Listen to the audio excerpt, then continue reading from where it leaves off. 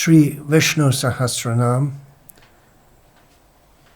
number 705, Sat-kirti. Sat, we've learned from the names we've been doing just previously, means that which is good, desirable, true, real, and good in all respects. And kriti, karma or karya means activities.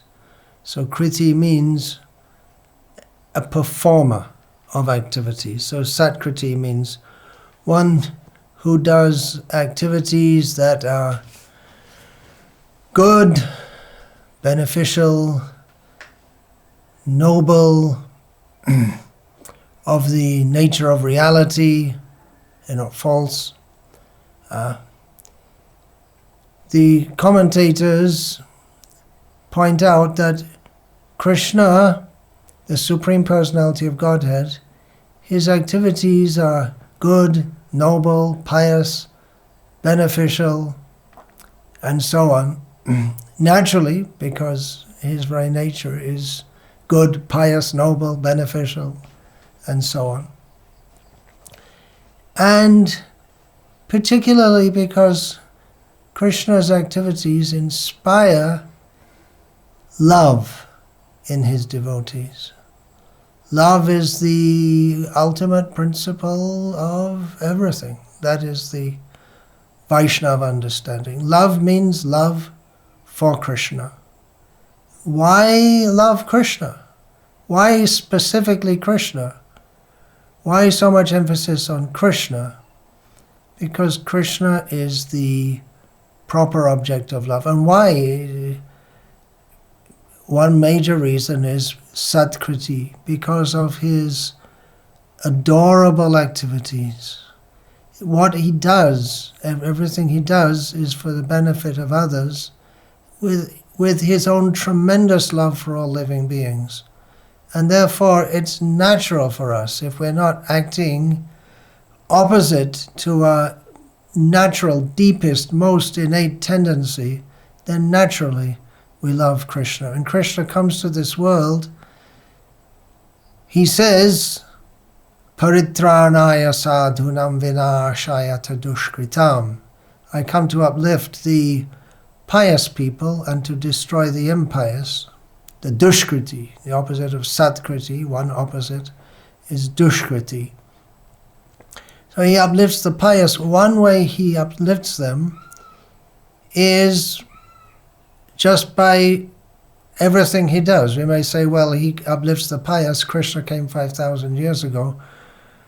That doesn't help us now, does it? Well, if we're pious, we can hear about his activities as recounted in Srimad Bhagavatam, Vishnu Purana, Ramayana, and so many Vedic literatures. And by hearing them, we become inspired with love for Krishna. And that in itself is pious. Punya Shravana Kirtana, that is a name of Krishna which will come up later in Vishnu Sahasranama. Simply to hear about him is the most pious and beneficial act. To hear about him and to discuss him. So everything he does is beneficial for all and full of love, and therefore lovable. His activities are lovable. Generally we say someone is a good man, a good person, if they do good activities. They don't do things which are harmful for others. They act in a manner which is pleasing to others and helpful to others. So Krishna is a very good person. He's the best of good people because he does and can act in a manner which is helpful to others. He can act in a manner which is helpful to others far more than any of the greatest philanthropists or do-gooders of this world. In that sense also, Krishna should be understood to be Sat-kirti.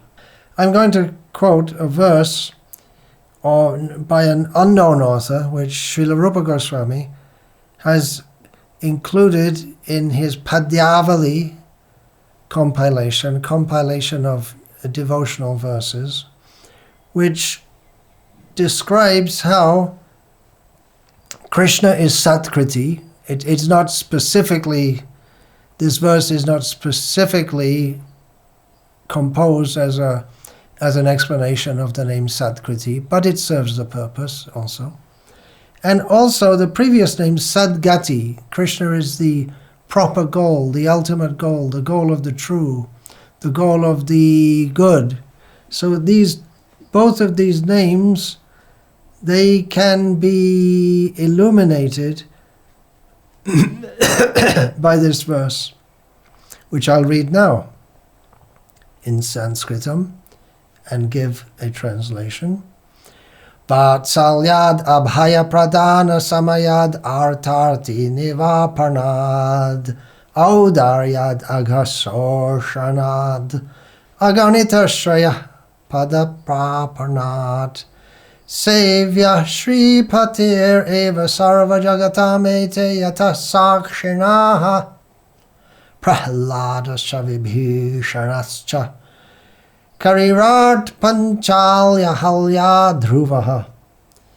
Because he, Krishna, is very affectionate, he promises to give fearlessness to his devotees. He removes his devotees' sufferings. He is generous. He takes away his devotees' sins. And he bestows limitless auspiciousness. And because Prahlad Vibhishana, Gajendra, Draupadi, Ahalya, and Dhruva testify to these virtues, Lord Krishna, the husband of the goddess of fortune, should be served by all the worlds. So Krishna is Sadgati. He is the goal of devotees, virtuous persons, and some names are given here: Prahlad, Vibhishana, Gajendra, Draupadi, Ahalya, and Dhruva. And he's also Sat-kirti. He acted in a way that is beneficial for these devotees. Just giving some examples out of the unlimited numbers of devotees who, including even ourselves, we don't like to think of ourselves as devotees, but because we're under the shelter of His Divine Grace Srila Prabhupada, we feel that Krishna's reciprocation with us, that He's very kind to us, He's helping us because Srila Prabhupada puts His merciful glance on us. And then Krishna, naturally being pleased with His devotees, Srila Prabhupada also likes to uplift us. And we understand by the mercy of Srila Prabhupada that Krishna is the real goal of our life. And we hear from Srila Prabhupada and so many great devotees like Rupa Goswami of the Sat-kirti, such wonderful, lovable activities that Krishna performs, and then naturally we become attracted to him.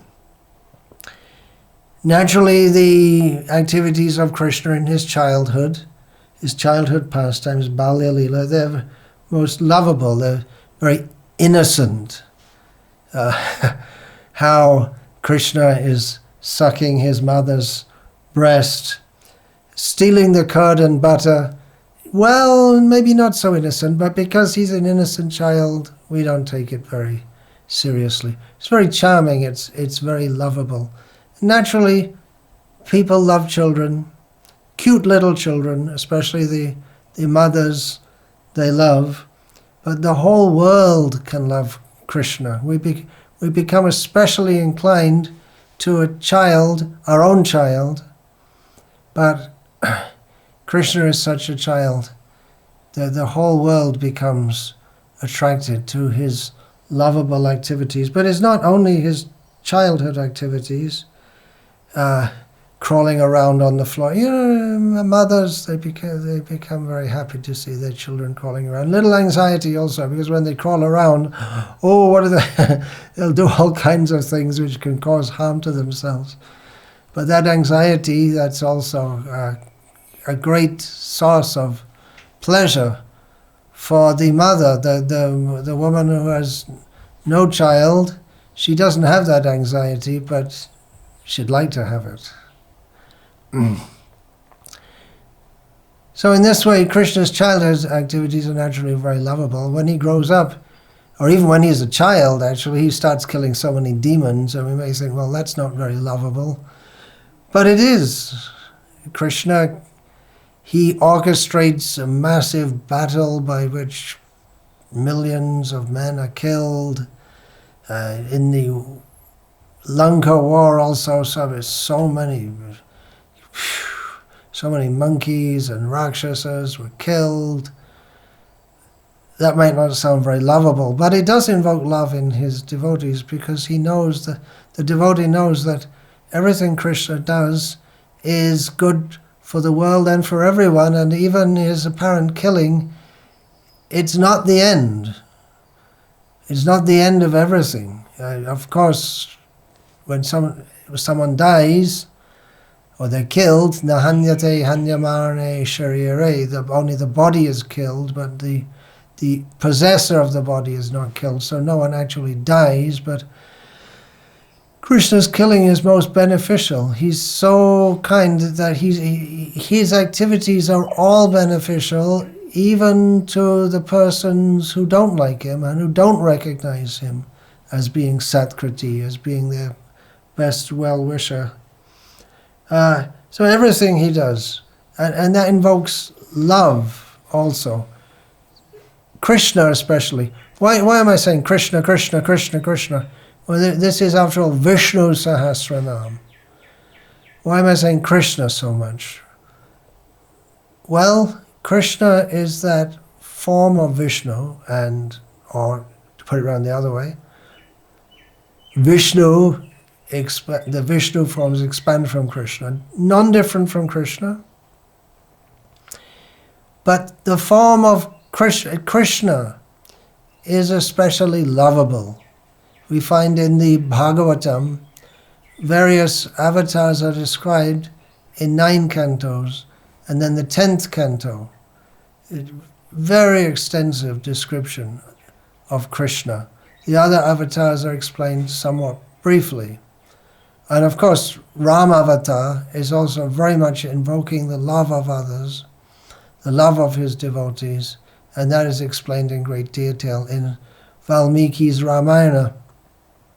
But Krishna in the Bhagavatam, Nigamakalpa Tarar Galitam Phalam, the ripened fruit of the desire tree of the Vedic knowledge, the Bhagavatam explains especially in great detail Krishna's pastimes, because Krishna is that form of the Lord who especially evokes the very deepest love in his devotees. Not to say that other forms don't. It's not that Bhakti is only for Krishna. Bhakti is for Rama. Bhakti is for Lakshmi Narayana.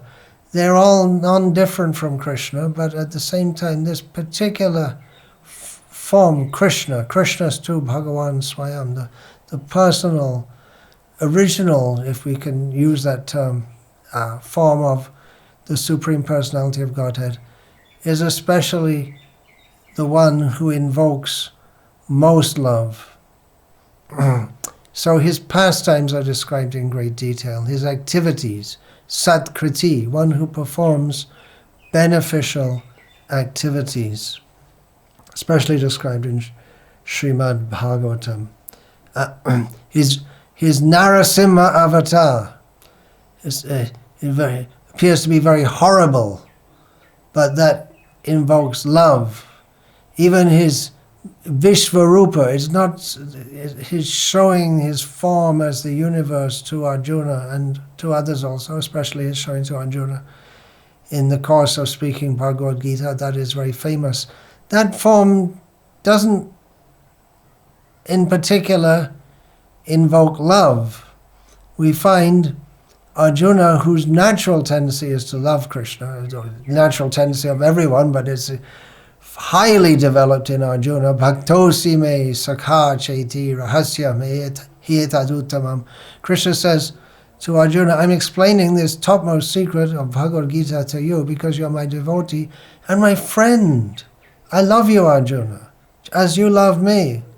But that same Arjuna who's eternally in a compact of deep love with Krishna, he becomes afraid upon seeing that form, the terrible form of Krishna manifesting as the whole universe, and especially the destructive aspect of the universe is shown therein. But that's also Sat.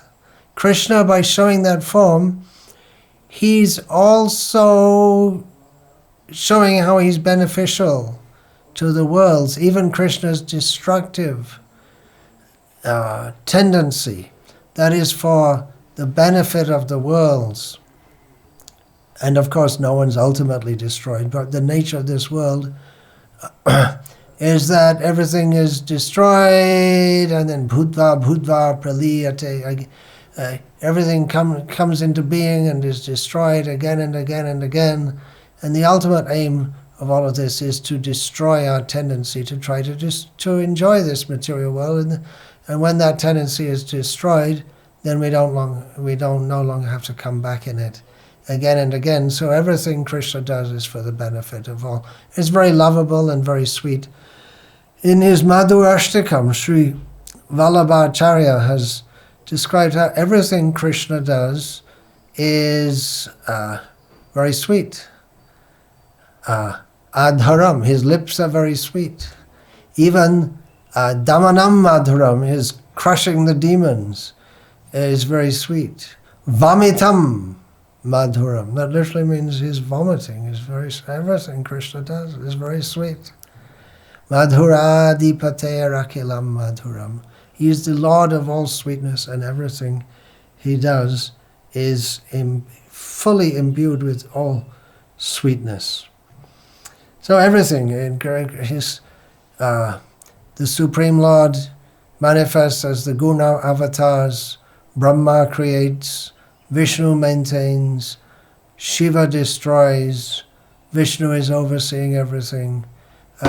Everything he does is all auspicious for all the worlds. He's active. He's a very active God. He's not sitting detached. Naman karmani limpanti name karma phale spriha. Krishna says, I don't have to do anything.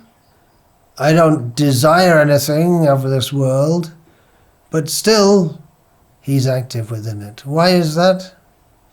For our benefit and to expand his feelings of love for everyone. That's why Krishna is active. It's difficult for people to understand if they only see the bad side of the world and they want to become detached from it, and then they think that spiritual life means just sitting like a Buddha. You see the Buddha statues or pictures, just sitting and eyes closed, deep in meditation, not doing anything. Apparently not doing anything. But Krishna, he's very involved. He's playing his flute. He's as Ram, he's Kodanda Ram with his bow, ready to shoot the enemies. He's as Rama, the Supreme Lord. He bows down to his parents, even to Kaikeyi, his mother, who betrayed him. He maintains affection. So he's active in this world. Otherwise, if we just hear God, God, God, God, he's on high, this, that. He's on high, but he comes down among us also and acts in so many attractive ways. His pastimes are so attractive. Ramayana is so attractive that devotees hear it again and again and again. The activities of Lord Ram, they hear his activities again and again and again throughout their lives, and then they become more and more happy to hear as they hear And then what happens? When they leave the body, they go to join Lord Rama. That's his mercy. He comes and performs so many Lila Koile Shubishta, this Bhakti Thakur says. You perform such extensive activities for the benefit of the world. Everything he does is for the benefit of the world, especially his devotees. Why especially for his devotees? Well, naturally, ye yata mang prapadyante tangs tataiva bhajamyaham. He's open to everyone, but he reciprocates with his devotees. As they approach him in love, he also approaches them in love. He wants to love everyone, but it's really hard to love someone if they ignore you, if they're against you. I mean, you can love them, but you can't act in a manner of loving reciprocation, because the other party has to interact for there to be reciprocation. So naturally Krishna acts, especially for his devotees, because it takes two to tango. to do a dance with two people, or if it's a musical duet, you need two people playing. It may be a piano and violin duet, but you need two people. Of course, Krishna can expand himself into two, and he does. Eko bahu syam. He's one and he expands himself into many for the sake of enjoying loving pastime. So he acts especially for the benefit of his devotees. So in that way we could say Sat-kirti.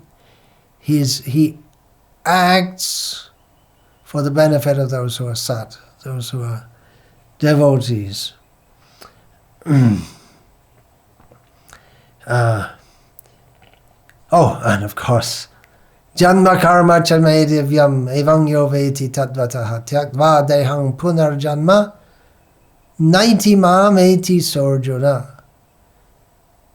Simply by hearing about, understanding, and having full faith in the reality who is Krishna, who comes to this world and appears to be born and performs so many activities, just understanding this is all divine. It has nothing to do with this world. Krishna is not a conditioned living being like us who are forced to come according to our previous activities. By understanding that Krishna is completely transcendental to this world, and although in many ways it may appear that he acts as an ordinary person, he is always extraordinary, extraordinarily extraordinary, of a different category, completely transcendental. By understanding this, then we don't take birth again in this world, but we go to join Krishna in his eternal pastimes. So in this way, Krishna is Sat-kirti, that everything he does, if we simply understand that, then we are benefited in the highest manner possible. Baladev Vidya Bhushan, he gives the understanding that how Krishna is benefiting his devotee. There are so many ways Krishna benefits his devotees, but Baladev Vidya Bhushan, he selects this. He gives one example of how Krishna is acting in the most beneficial way for us. What is the most beneficial thing for you and me, for all of us conditioned souls, suffering repeated birth and death, the terrible pains of repeated birth and death again and again and again and again and again and again. We don't know how many times. What is the most beneficial thing? If someone takes us out of this cycle and brings us back home, back to Godhead, back to the lotus feet of Krishna, that is the most beneficial thing. And well, how are we going to do that? Antakale chamameva smaran mokva kalevaram yaprayati samadbhavam yati nasyatra sangshaya. Krishna says, for one who remembers me at the time of death, He goes to me. He comes to me without a doubt. Now, what about if someone's been a devotee? They're practicing devotional service, but at the time of death, the overwhelmingly terrible, intense experience of kapavaya pitta, the whole bodily system is all disordered, and the mind in anxiety, and somehow or other, if Krishna's devotee doesn't remember Krishna at the time of death, Krishna remembers him and takes that devotee back to him. And Sri Baladev Vidyabhushan says this action of helping his devotee at the time of death, that is the prime example of him being Sat-kirti. And we can think of so many examples. Bhishma Dev, Krishna came to be standing before Bhishma as he left this world. Sri Baladev Vidyabhushan, in this regard, cites Varaha Purana, Yadivata didoshena madbhakto mam nachasmaret aham smarami madbhaktam nayami paramam gatim. If, on account of air, bile and phlegm disorders of the humors within the body, my devotee does not remember me, Krishna says, I remember my devotee and bring him to the supreme destination. Some more meanings of or nuances of the meaning of the name Sat-kirti. This is from the Madhva Sampradaya. They offer meanings, some other meanings. Sharanagata Vatsala. He is Sat-kirti because he is the refuge of those who take shelter in him. So that name that more or less summarizes a lot of what I've discussed here. Now here's an interesting one. Kriti. Kriti is the name of the wife or a wife of Pradyumna, the Supreme Personality of Godhead, who appeared as the son of the Supreme Personality, the first son of the Supreme Personality of Godhead, by Krishna's first son, by his queen Rukmini. So, because he had Kriti as his wife, he is known as Sat-kirti. That's nice. Another nuance on the name Sat-kirti, quoting, it says Sutra, I presume this is Vedanta Sutras, I didn't check it. Na prayojana vattatvat. He acts although there is no need for him to do so, for his own personal advantage. So this is interpreted or understood as meaning that he acts in a manner for the benefit of others. There's nothing for him to gain. Most people, well, everyone in this material world, acts in a manner for their own benefit. They want to, everything we do, we want to get something out of it. But Krishna is not like that. He has no selfish motive. He's got nothing to gain personally. He has everything, but he acts for the benefit of others.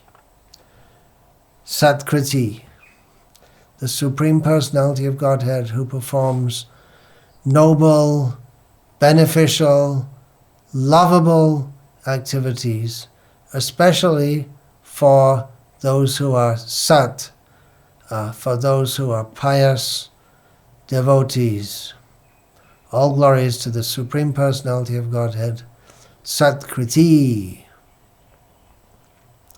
Dante nidhaya churnakam padaya nipatya Kritvacha kaku shatameta daham bravimi He sadhava sakala eva vihaya Durach chaitanya chandra charane Kurutanuraga Vancha kalpatarubhyascha kripa sindhubhya evacha Patitanam pavanebhyo vaishnavebhyo